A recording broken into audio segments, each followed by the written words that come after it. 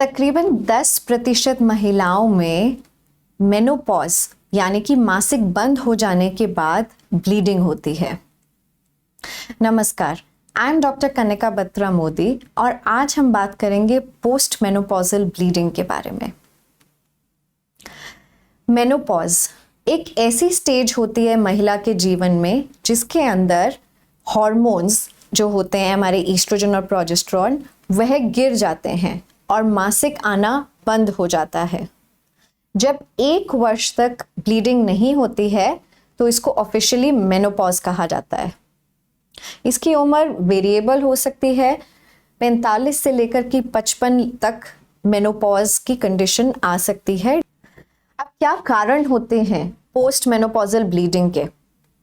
Most common cause होता है endometrial lining, जो कि यूट्रस के अंदर की लाइनिंग होती है, या फिर जो वजाइना की लाइनिंग होती है उसकी एट्रोफी, यानी कि वह लाइनिंग जो नॉर्मल एपिथेलियम होता है जो कि ईस्ट्रोजन की वजह से काफ़ी सप्पल होता है वह सिकुड़ जाता है, तो उसकी वजह से ब्लीडिंग होने का रिस्क होता है। और कंडीशंस होती हैं जैसे कि हार्मोन रिप्लेसमेंट थेरेपी अगर कोई महिला ले रही होती है तो उसमें ईस्ट्रोजन की वजह से एंडोमेट्रियम की जो लाइनिंग होती है उसका हाइपरप्लेजिया हो जाता है, यानी कि उसके सेल्स बढ़ जाते हैं और उसकी वजह से ब्लीडिंग होने का रिस्क रहता है। कैंसर्स, 10% महिलाओं में कैंसर्स की वजह से पोस्ट मेनोपॉजल ब्लीडिंग होती है।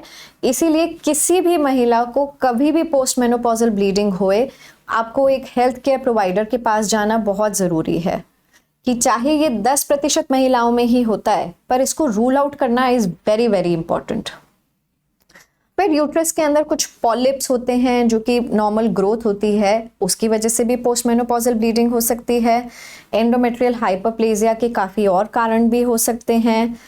इन्फेक्शन हो जाना, सर्विसाइटिस हो जाना या सर्वाइकल कैंसर की वजह से भी पोस्ट मेनोपॉजल ब्लीडिंग हो सकती है। अब क्या जांच करी जाती है पोस्ट मेनोपॉजल ब्लीडिंग के केसेस के अंदर? सबसे पहले आपको हेल्थ केयर प्रोवाइडर के पास जाना होता है जो कि आपकी एग्जामिनेशन करेंगे, जिसके अंदर टिपिकली वो पैप स्मीयर भी ले सकते हैं और अल्ट्रासाउंड, या फिर उनको ज़रूरत पड़े तो एंडोमेट्रियल बायोप्सी भी कर सकते हैं। और अगर कुछ एरियाज ऑफ सस्पिशन लगते हैं तो वह फर्दर आपको सीटी स्कैन या एमआरआई की टेस्टिंग भी बोलेंगे। अब क्या इलाज होता है पोस्ट मेनोपॉजल ब्लीडिंग का?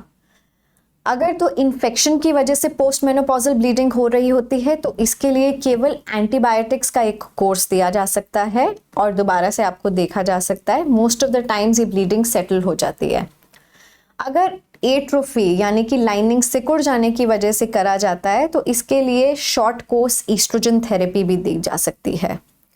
परंतु अगर डॉक्टर को कुछ भी इसके अंदर सस्पिशन रहता है तो कैंसर रूल आउट करना बहुत ज़रूरी है और इसके लिए बायोप्सी करवाना बहुत ज़रूरी है। या अगर कोई ग्रोथ सर्विक्स यानी कि जो कि यूट्रस का लोअर पार्ट होता है उस पे होती है, उसकी डायरेक्ट बायोप्सी करी जा सकती है। और अगर यूट्रस के अंदर की लाइनिंग के अंदर प्रॉब्लम लग रही होती है तो उसके लिए एक प्रोसीजर करा जाता है जिसको कि हिस्ट्रोस्कोपी एंड डीएनसी कहते हैं, जिसके अंदर की एक छोटा सा कैमरा यूट्रस के अंदर डाल करके देखा जाता है और अंदर की लाइनिंग को बायोप्सी करा जाता है। देन डिपेंडिंग अपॉन जो आपकी बायोप्सी रिपोर्ट आए उसके हिसाब से फर्दर सर्जरी एडवाइस करी जा सकती है। पर कुछ ऐसे केसेस भी देखे जाते हैं जिसके अंदर की रिपीटेडली ब्लीडिंग हो जा रही है और कोई कारण नहीं मिल रहा होता है।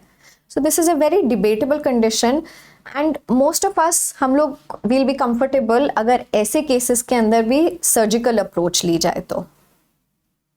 So all in all post menopausal bleeding एक बहुत ही कॉमन कंडीशन होती है जो कि 10% महिलाओं में पाई जाती है और मोस्ट कॉमनली ये लाइनिंग के सिकुड़ जाने की वजह से होती है। पर क्योंकि 10% चांस होता है कि इसमें कैंसर भी हो सकता है तो उसको रूल आउट करना बहुत ज़रूरी है। Thank you.